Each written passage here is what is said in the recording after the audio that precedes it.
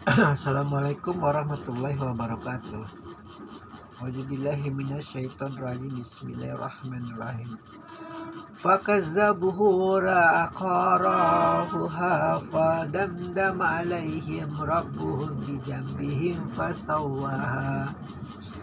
Namun mereka mendustakannya dan menyembelihnya. Karena itu Tuhan membinasakan mereka karena dosanya, lalu diratakannya dengan tanah. Jadi penyembelihan ini tidak ada hubungannya dengan agama. Penyembelihan untanya Nabi Saleh ini murni atas karena rasa dengki yang bernama Malika. Malika ini punya sahabat karib, cewek juga, dan masing-masing punya kekasih. Dan mereka melakukan perjinahan tuh sering tuh berdua tuh pasangan. Mungkin kalau istilah sekarang modern adalah swinger. Malika ini adalah seorang penguasa berhala-berhala dulu sebelum Nabi Saleh diakui ketuhanannya oleh kaum Samud. Karena berhala mereka kalah kan, tidak bisa mengembalikan makanan yang mereka makan. Lalu kemudian Nabi Saleh berkata, kalian minta apa lagi? Dan permintaan yang sangat konyol. Unta yang satu rusuknya itu panjangnya 1 mil, jadi ukurannya minta dinosaurus. Maka lahirnya di gunung, ibunya gunung, disuruh beranak lagi, ya udah lahir unta yang sangat cantik itu. Tahu sendiri unta, makannya adalah minum, minumnya adalah makan. Terbalik seperti kita manusia. Bagi unta minum itu adalah makan. Dia nggak mikirin makan, bagi dia makan itu adalah minum. Jadi unta yang sebesar bukit ini kalau minum sungai itu langsung habis. Itu ujian bukan buat kaum Samud, karena permintaan yang konyol itu. Makanya kalau minta sama Allah itu jangan yang terlalu aneh-aneh, yang nggak masuk akal. Jadi ketika dikabulkan kan ada sebab ada akibat, seperti obat. Semakin mahal, semakin mampu menyembuhkannya, pasti ada efek samping, entah mual, entah mungkin alergi, entah mungkin nanti demam atau sebagai mana yang lain.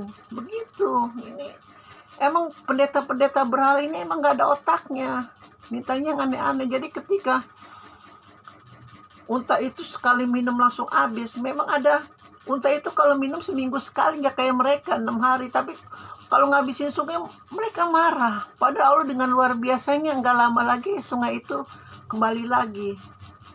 Jadi memang bukan murni masalah akidah, masalah mereka percaya kepada Tuhannya Saleh, tapi karena kedengkian itu, jadi malaikat tidak ada wibawa lagi.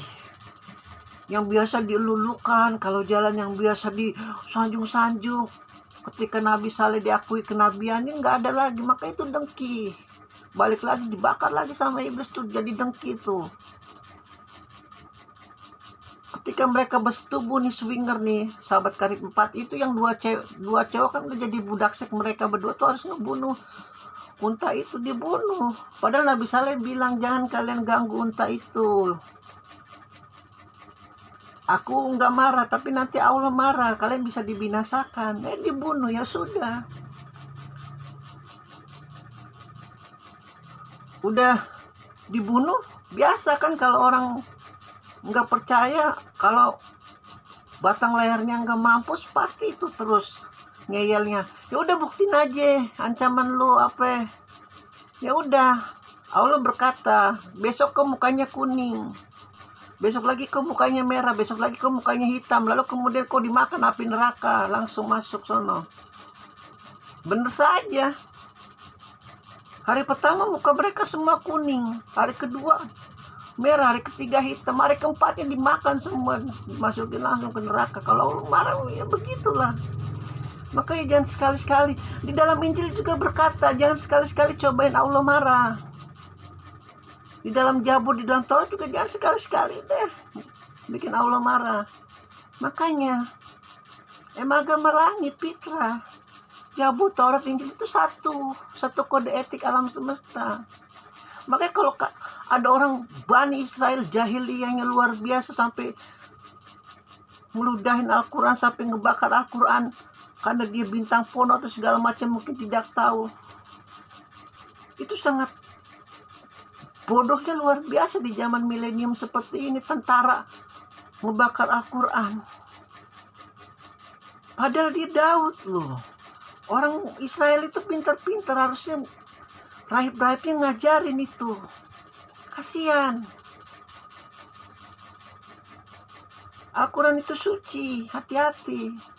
Sekali lagi tuh, dikorupsiin juga, astagfirullahaladzim. Kita nyentuh Al-Quran itu aja harus berwudu. Kalau junub jangan nyentuh Al-Quran. Kalau bisa harus suci, harus mandi dulu. Begitu. Ini dikorupsi. Yang gimana nggak sakit alam semesta. Dihukumannya udah kayak hukum maling ayam. Terus yang maling ayam udah kayak dihukum maling Al-Quran kan. Ini hakim-hakim belajarnya di mana sih di Indonesia ini? KTP Islam loh, KTP-nya Islam. Tapi otaknya Yahudi, otaknya Nasrani.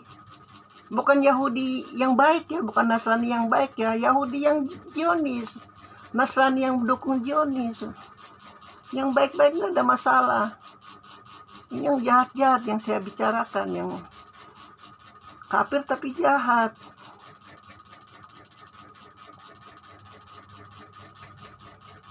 Di dalam seluruh kitab fitrah, kalau Jabur masih ada, mungkin ada yang megang, siapa tahu.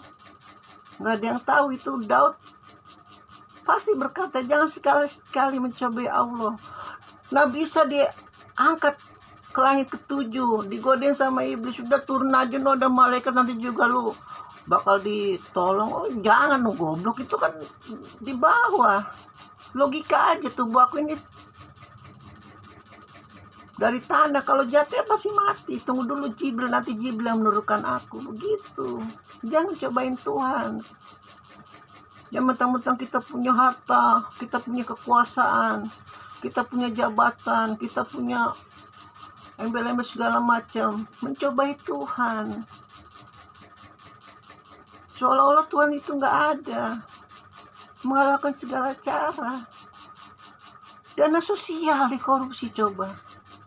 Harus itu kalau di Arab Saudi udah dipancung, itu udah dicincang mungkin. Utsman bin Affan dibunuh di tengah jalan gara-gara isu korupsi. Di kita malah biasa saja. Kalau nggak korupsi nggak asik, nggak keren. Ini logika iblis sangat luar biasa memang. Kasihan anak cucu kita nanti hidupnya dengan noda hitam di kepala. Kita mau mati ya mati aja, kasihan mereka hidup nanti.